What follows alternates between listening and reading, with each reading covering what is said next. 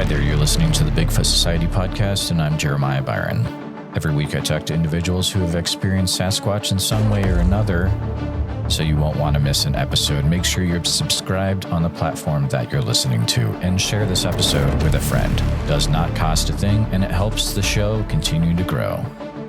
If you'd like to hear Bigfoot Society episodes early and ad-free, you can do so by becoming a Patreon supporter or a YouTube channel member. Links to those are in the show notes. In Bigfoot Society, I've taken far too much of your time so far, so let's get on with the show.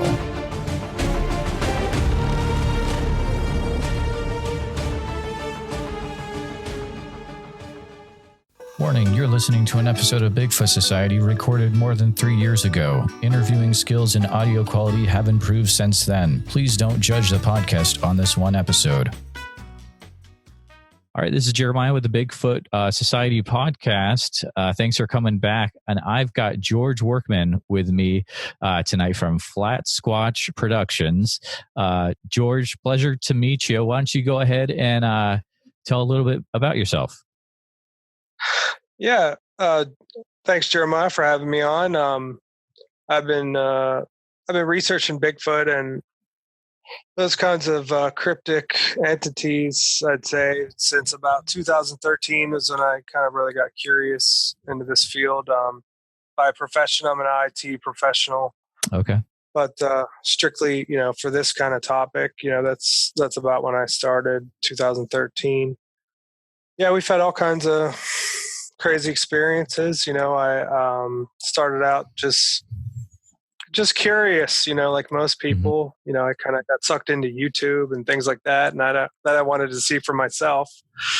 And we started having things happen. So I got the bug. That's awesome. That's awesome. And then I've been doing it ever since. I map reports. I try to help people kind of break into the topic, just sharing what I know about things. Currently, I've recently started a YouTube channel and got on Facebook and started groups. And I think I met you on Reddit. That's a new one for me. Yeah, it's a new one for me too. There's some that r/Bigfoot is an interesting animal in itself, right? Yeah, some good stuff. Yeah, it is. It's really nice. So I thought. Yep. It's kind of a tough crowd in there, but that's fine. Bit.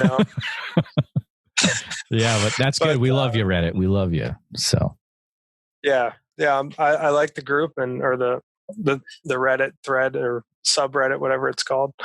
And I just making videos. I go out into the woods. I do this too. I don't just talk to people about it. So, which is fantastic. Yeah, and that is that's awesome. Like. Your YouTube channel has a lot of really, really cool stuff on it. You definitely get out there and maybe to lead you a little bit, but you're from the Western Pennsylvania area around Chestnut Ridge, which, should set off some bells in the listeners' ears, depending on, what other things they've seen. But that's a pretty cool area. I'm from Western Mass myself, but I've been through PA, and it can get pretty wild out there, especially in that corner. So it's very cool. Yeah, like you said, it's a long history, of the Chestnut Ridge. In the 70s and 80s, Stan Gordon was talking about UFOs and Bigfoot. Taking reports from the state police. The state police. There were so many reports there at that time. The state police would just send them to Stan Gordon. And then, Stan Gordon had multiple groups, and that evolved into Pennsylvania Bigfoot Society. And that's the first group that I actually joined and started researching reports. So, yeah, and there's still reports there to this day. I just had somebody send me a cell phone recording of something howling off the ridge from downtown Derry. 2 weeks ago. Oh, yeah. Wow.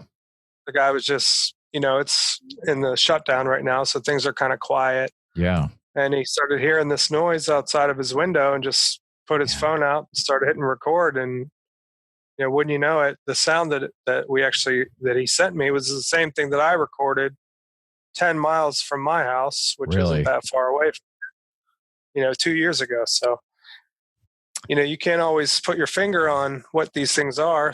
Everyone has their own opinion, but I have a good feel for what I think is not normal. Oh yeah. What he said. Yep. And you have some on your channel, you have some really crazy audio. I mean, it sounds cool. So the listeners definitely need to go check that out. I mean, it is from a few years ago. I think we're talking about the same video, but it's solid. Like, I was kind of taken aback by the sound of it. It was good stuff, man.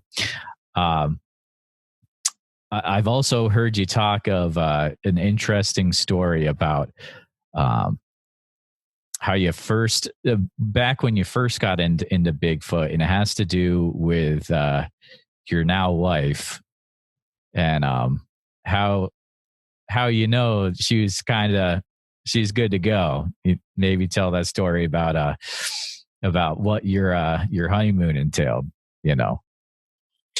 Yeah. So, like I said earlier, I got sucked into Bigfoot from YouTube. I found this channel, Facebook Find Bigfoot. And, I probably watched 100 videos, and I didn't really think about Bigfoot much. I mostly paid attention to UFOs and stuff like that. But I started watching all these videos, and I'm like, wow, why is there 100 of these videos? They look so similar. They're very shaky. So I said, this is probably, these can't all be fake. So we decided, okay, let's do something fun for the honeymoon.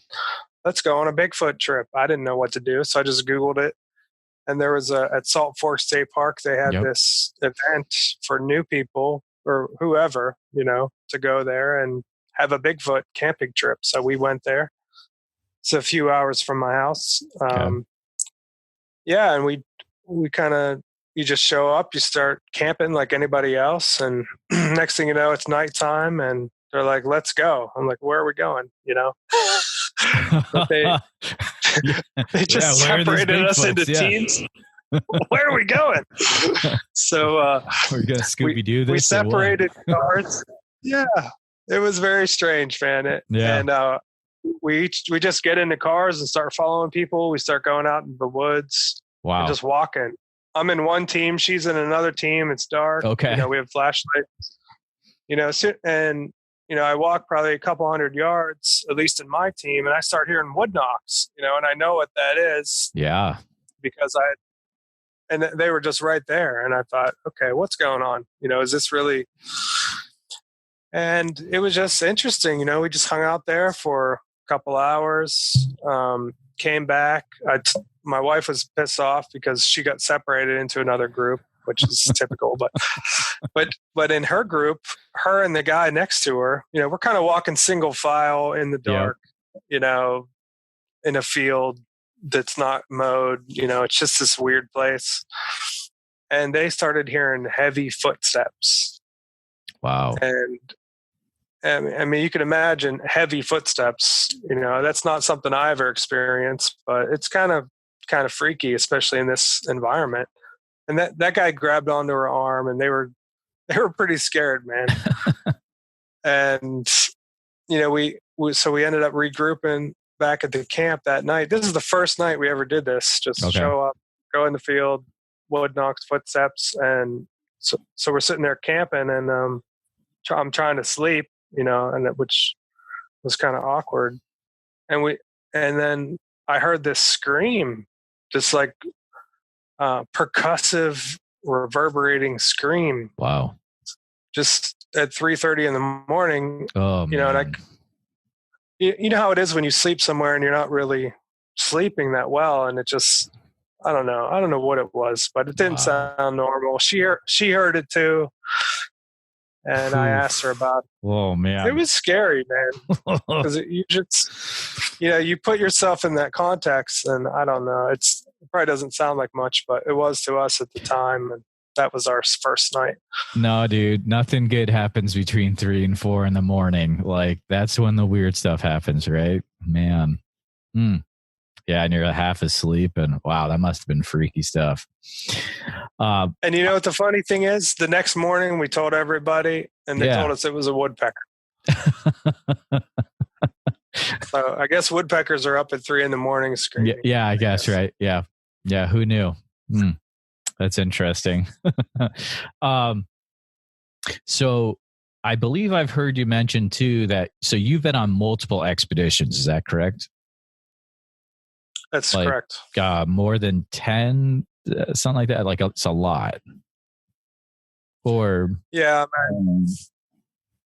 I mean, I guess it depends on what the definition of an expedition is. I go out at least once a month, with my buddies, maybe awesome. 2 or 3 other people, and just hang out for the night. I guess on extended trips, a couple days. Yeah, definitely more than 10. A couple times a year, I'll do something like that where it's That's cool. A lot of people. Very cool. Yeah. Mm-hmm. And you've, I believe you've been on actual like BFRO trips, correct? Yes. Last year I went on my first BFRO trip. Actually, that honeymoon trip was, there was BFRO guys there too. So it wasn't an official one, but they helped out. But yeah, last summer I went to Ohio and did a BFRO trip, and oh wow, I actually casted my first footprint there. It was actually really good. That is cool. That's cool. So during the expedition, you got to cast a footprint. That's cool. Yeah, they had a sighting the night before. It was a whole. And the sighting, I could tell you about it if you want. No, I was actually going to just lead into that. Would you mind painting the picture of what that expedition was like and what it entailed? Yes, sir. So it was 2 or 3, probably 3 days, 3 nights in south central Ohio. I won't say where it was because they're still going there. Yep. But so there was a probably 50, 60 people there. Wow. It was well organized. It was a location where the homeowner had ongoing activity in a state park, and they had been researching it, and they felt that it was currently active. So that's why they chose that location. So there was 3 campsites a few miles apart from each other. And you were able to select which one you wanted to go to. So I scanned all of them first, and I'll tell you what, man. If you follow Bigfoot stuff, I'm sure you've heard of tree structures, right? Oh yeah, definitely. So this place was just off the hook for tree structures. I could just drive down the road and see them, left, right. They were all over the place. So to me, that was a good indicator that this is hot. So I camped right next to a spot that had tree structures all over the place. Man. And we set up the first night. They split us up into like 6 groups. And I like to be stationary at night. I don't like to walk at night because I can't see. And sure. I think the value for me is more stationary because I can record things. And see and whatever. But the group that was set up right near where I was camped had a sighting, and they saw it on a thermal. There was like 3 people. Oh man. So that was big news. And I actually figured out where it was. It was right near where I was camped, which wasn't where I was for the night. But so eventually the last day I made my way back I figured out where they saw it because they didn't tell everybody. And and I found tracks all right near where they said they saw it. And all kinds of structures. We got 2 footprint casts. Wow. I mean, there was bears there.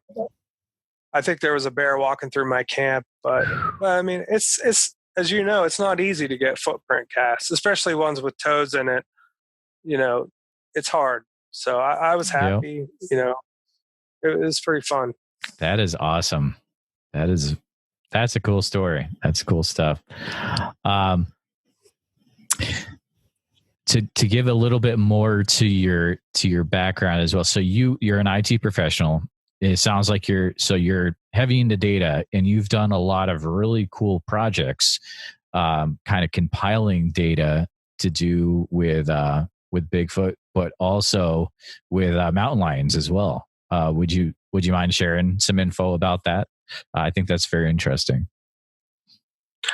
Yes. So just this past October, I had a guy that lives on the Chestnut Ridge, same place that we had just talked about. Okay.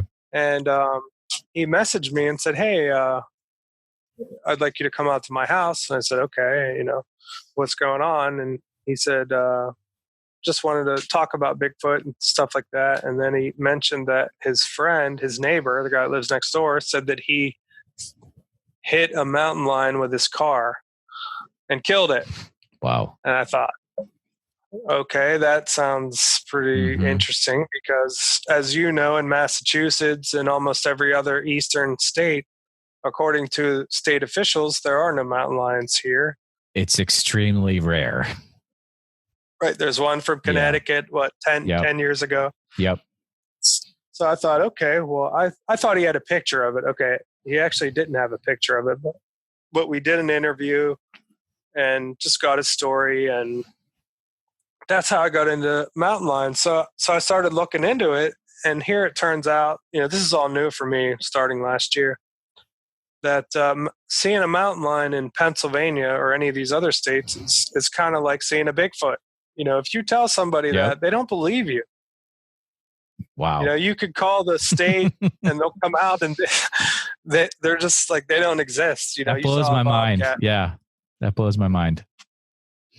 So I was on a mission then. I thought, you know what, I can do this just as easily the same as I do Bigfoot. So I started mapping all the reports in Pennsylvania. Yeah. And we have over 250 reports just from, the past 20, 30 years. And I mapped them out. You can see the clusters, you can see the patterns. And then that's awesome. Luckily enough, I think you'll appreciate this. I thought, well, there's got to be other people that have done this before, right? So I found a bunch of people, researchers that have did what I attempted to do, but much better and on a bigger scale. But it was, 10, 20, 30, 40 years ago. So I'm trying to find these people on Facebook. And I actually did find them. Here, there's a woman. Her name's Helen McGinnis. She lives in West Virginia. Okay. She wrote a book about this in 1982. Wow. Because there was a mountain lion that was killed. It was shot. Officially, the Game Commission was there. There's a picture of it. There's no doubt about it.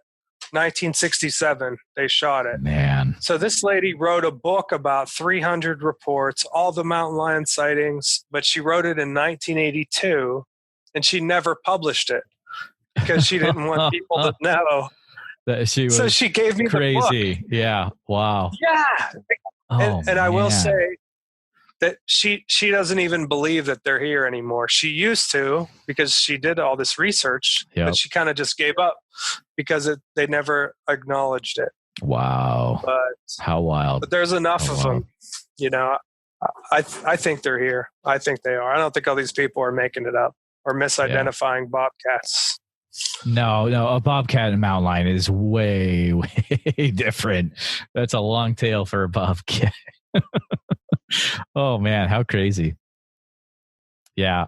So I live in the, go ahead. Even in Massachusetts, I was going to say, in Connecticut, there's groups that pop up, sightings, I'm sure you've heard of it. Yeah. So growing up in, so I grew up in like north central Western Mass, and our town, I remember once we had a mountain lion come down to the center of town and everyone just freaked out. I now live in central Iowa in the Des Moines area. And about, I want to say 5 to 6 years ago, we had a mountain lion get into the center of Des Moines and they shot it. It was at an elementary school and it was stalking the kids outside at recess. And like the police just, shot it, of course, because you can't have a mountain lion stalking your elementary school kids in the center of the city. But like that was nuts. But you don't mess around with mountain lions, definitely. And do you know what the official stance is in Iowa? Do they acknowledge that they're there, or do they? I don't know. That's a good question. I have to look into it. It's not a thing where we're saying like, oh, there's mountain lions everywhere. Like it's definitely not like that. So I would say they're not seen often. Okay. Yeah, probably. Yeah, I have to say probably not often, but yeah, that's cool. Little your database you got going is pretty cool, and you've got Facebook groups that keep that information together, right? If you wouldn't mind sharing that. Yes. The Bigfoot group is called Bigfoot Dogman Info Library. Mm-hmm. That's our Bigfoot group that I did first. And then the mountain lion group is called Mountain Lions of Pennsylvania Info Library, kind of the same naming structure. Cool. But that's awesome. We talk about any of the eastern states. We have thousands of people in these groups, and anybody that wants to talk about it can share information. That's awesome. I was looking through your Bigfoot group the last few days. Some really cool stuff in there. Man, like and one of your somewhere you referenced there was it the Carbondale white Bigfoot? That video is a trip.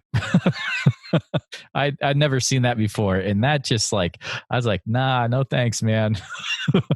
I went to school for a year in the Scranton area of Pennsylvania, so I know where Carbondale is, and it gets pretty wild out there as well. Like, oh man, can't imagine seeing that. Dude. Yeah, that video, it looks pretty realistic to me. Of course, any video you see is a matter of opinion of what you think is real or not. But there's quite a few white Bigfoot reports. There's 2 or 3 right near that one in Carbondale, and there's probably 7 or 8 other ones in Pennsylvania.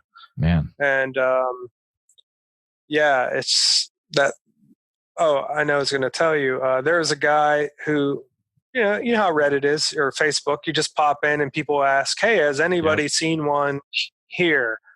And this guy just popped in. I didn't know who he was, so he started telling his story, and he described being at a campground near Carbondale. Okay. Around the same time as the video, because I'm not sure the exact time, but he said that they were in a camper, like one of those old VW kind of buses. Okay. And they had been in there all day and they hadn't left. They were just in there camping. And nighttime came and there was a couple other human beings camping, hunting, fishing, not too far away. Sure. And he said that what he observed with this was a white hairy creature that was stalking these people. Oh, and he was watching it from his camper. Oh boy. And he said that it was real jerky. It kind of moved and it would hide behind trees and duck. But what he said that is, he got to witness the supposed Bigfoot just kind of messing with these guys for hours. Right. And he was really freaked out. And I showed him that video that you just mentioned. He said, "Oh man," he said, "I got chills." Wow. He said, "That's what we saw." Oh man. Cause it's then you think, okay, is it curiosity or what is this Bigfoot doing? Is it messing? Is it curious? Is it hunting? It could be all sorts of stuff, right? That's pretty wild. Yeah. Yeah. You had alluded to in a message, or you tagged me. So you've been recently out to Minnesota and you have some cool stuff to share, it sounds like, or that you could mention. Yeah, I could tell you about that. All right. So my friend Randy, he lives up in Minnesota and he's been communicating with me for probably the last year or so. And I told you in Southern Ohio, all those tree structures. Yeah. That I could just see, and then from the road, and then when I went into the woods, I found a lot more. Okay. So at Randy's place, it's very similar, except there's more, a lot more. And I kind of took on a sort of a consulting role he would ask me questions. Hey, what do you think I should do? Here, this, and then he had so many pictures. I thought it was a good idea to organize all these things. So we've kept in touch, and he keeps me abreast on what's happening. Mm-hmm. And, during this shutdown period, I thought, right. I thought it's a good time to use my vacation. I'm going to go up there. Cool. Screw it. It's 18 hours away, but I'm going. It's a trip. Yep. So we went, and, I have thermal, I have night vision, I have trail cameras. Oh, nice. Okay. So I thought, okay, let's do this. So I set up, I have 5 cameras, 5 trail cameras, different kinds. And I set them up at his property. And I had them running for 3 days on a time lapse mode. Oh, wow. So they weren't in, infrared. They weren't infrared sensitive. They weren't capturing motion. They were just taking pictures every so often. Sure. Every 30 seconds, they would take 2 pictures. Okay. And, we went, we were there for 3 days, and I saw all the tree structures that he had showed me in person. He had reported there was a sighting that he had a week before we had come. So I decided to put one of the cameras up right where things were going on. Smart. And we got some stuff on our cameras, which I was kind of surprised. But we got it. The first night we were there was UFOs buzzing around the whole night. No way. Wow. I mean, for hours. Really? We look up, there's just stars flying back and forth. Oh, boy. Kind of cutting through. Wow. I mean, they weren't close, but they were flying around. So I got those on video. That's awesome. I probably have 10 videos of that. I mean, that's not often you get videos of UFOs. No. Not really. I don't think it is. That's worth 18 hours right there, right? Right. And then I got on one of my trail cameras on the time-lapse mode, I got a picture of a UFO, which I think it's a UFO. Wow. It's a round circular object in the daytime, in the sky. And the reason I think it's a UFO is because my camera was set to take 2 pictures. Mm-hmm. Right? 1, 2. Okay. Within a second. 1, 2. I see where this is going. There's only one picture of this thing. It's not in the second picture. And you can zoom in on it. There's no propeller. Yep. Right? There's no tail. It's just this round circular object. Oh my goodness. That's there. That's awesome. And then I also got this dark figure right where he told me that he had seen it. That's by the power lines, that picture. Is that right? That's right. Maybe you've I seen saw that. Yeah, that is very cool because not to steal your thunder, but you have someone go out to the same area and you're like comparing. Yeah, it's very, very legit.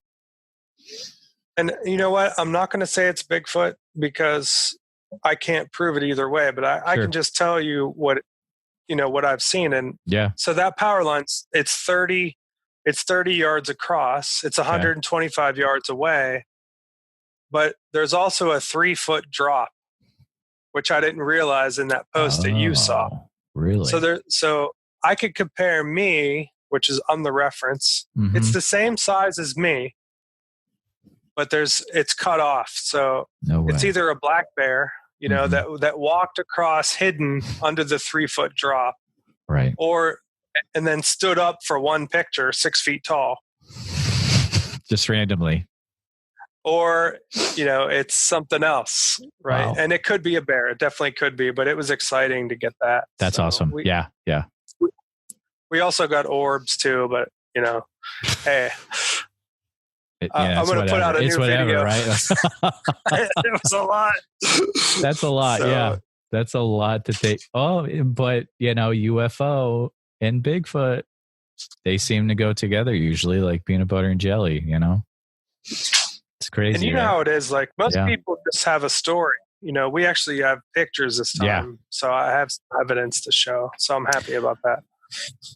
I'm curious, and you don't have to get into super details, for safety of this gentleman, but like, is this southern Minnesota, northern? Just kind of curious about that. Yeah, his group is called Randy's Bigfoot Research on Facebook. Okay.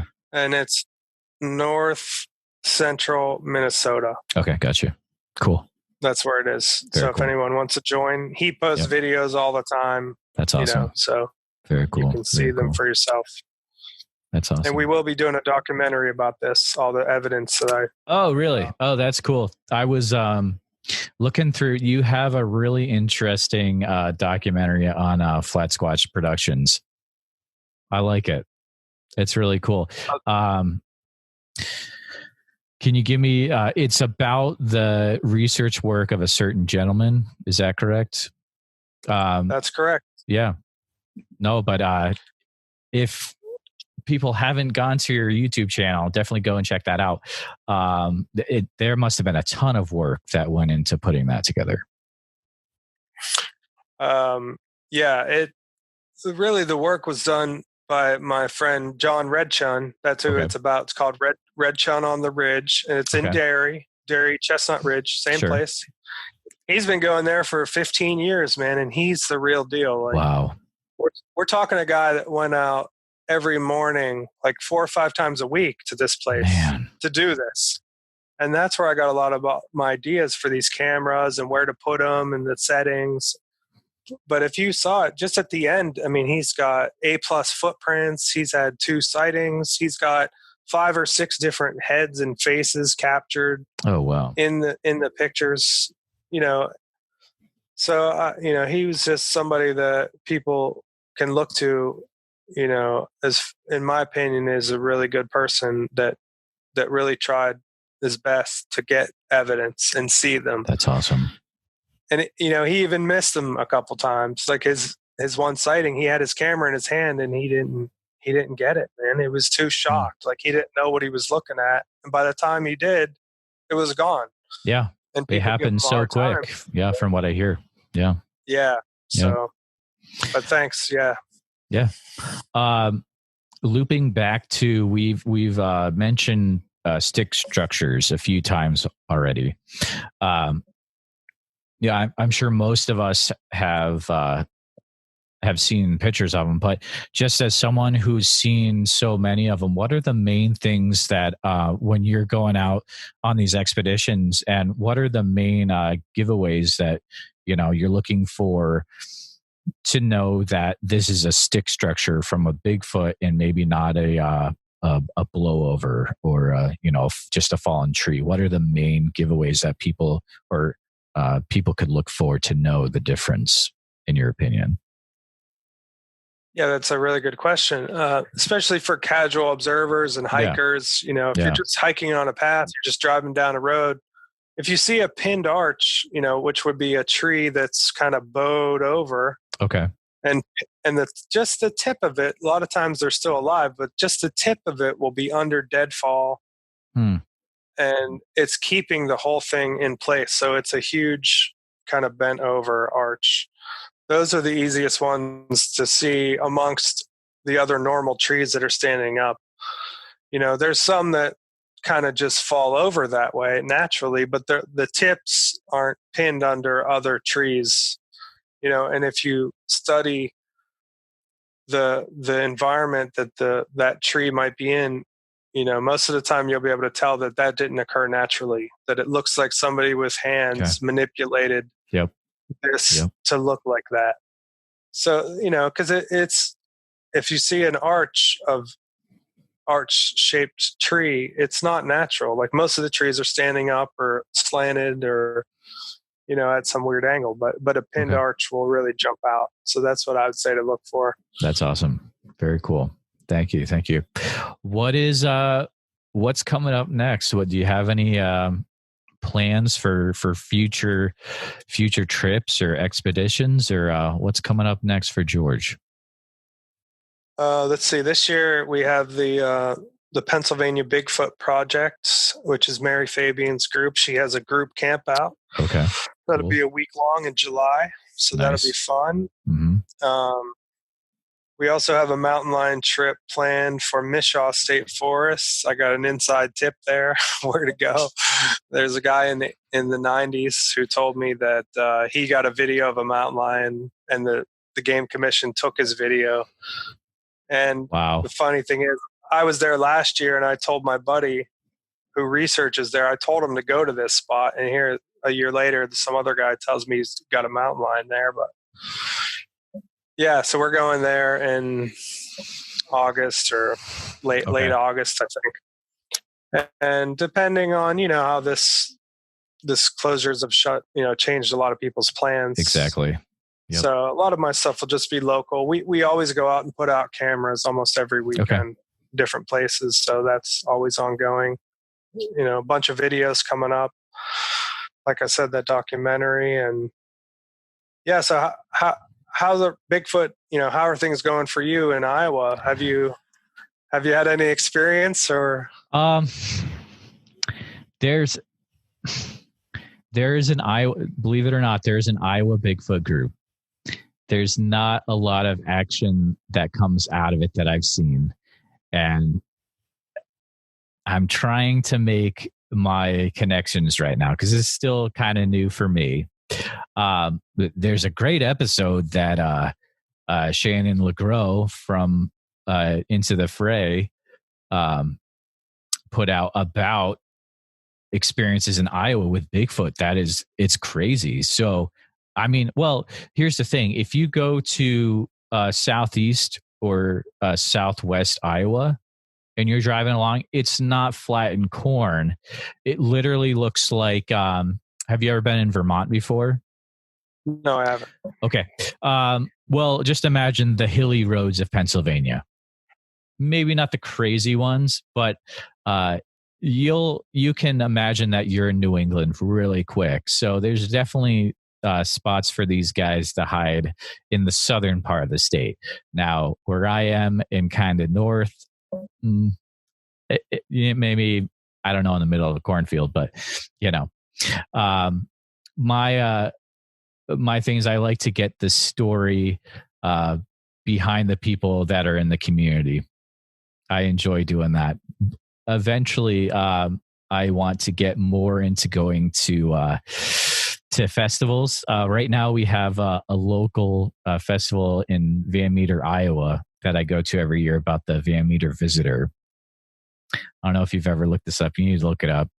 I'll give you the short version. Pretty much in the late 1800s, there's a pterodactyl creature with a beam of light coming out of its head that terrorized the town. The town people chased it into a mine on the outsides of skirts of town and then blasted it. But it's still seen today. And there's kind of a fun little festival we have every year. And like Jay Pachochin from Wisconsin was there last year, and Linda Godfrey, Dogman, of course, she was there. And it's just kind of a fun thing. So as this podcast grows and grows, I want to start getting into those opportunities of maybe going to Ohio Bigfoot Conference or going out to the Pacific Northwest and actually getting into stuff like you're able to do. So thank you for asking me that. That was really nice. At this time, do you mind if before we maybe wrap things up, but would you be able to I guess plug what it is that you would want people to follow you at? If you have any your top content that you're really proud of, and I already know what the answers are, but just go ahead and throw that out there so people can follow you, George. Yes, thank you. To check out our videos really at Flat Squatch Productions. Awesome. On YouTube. That's our channel. And the Bigfoot Dogman Info Library on Facebook. Just if you need help or need questions. I know some people in Iowa, and I know some places to go. So if you... I'd be interested in that. Yeah. That's think... Okay. Yeah. Yellow Creek State Park, is that in Iowa? I'm pretty sure that's... I'm sure it is. Let me write it down because I'm going to look it up. But yeah, that any kind of questions like that, people can come in our group and say, hey, where can I go? And yeah, definitely. Very cool. Very cool. But thanks a lot for having me on. Yep. I'm going to look up that Yellow Creek State Park. That sounds cool. Yeah. But, Thanks again, George, for coming on. We'll have to have you on in the future for an update of what happens with Flat Squatch Productions in the future. So thank you. Yeah, thank you. And feel free to share all your podcasts and videos in our group as well. Oh, thank you. Thank you. That'd be great. Awesome. Here at Bigfoot Society, our goal is to provide a platform for those that have encountered Bigfoot to share their encounter in a safe and respected environment. But we need to hear your story. If you've experienced something that you just can't explain, please send me an email at bigfootsociety@gmail.com. Then we can start the conversation. And I know a lot of you have not shared your encounter at all. It's been 20 years, and it's time that you get this off your chest, and then you can get some well-deserved rest, because I know you haven't been sleeping. I understand what you're going through, and I appreciate every one of you listening.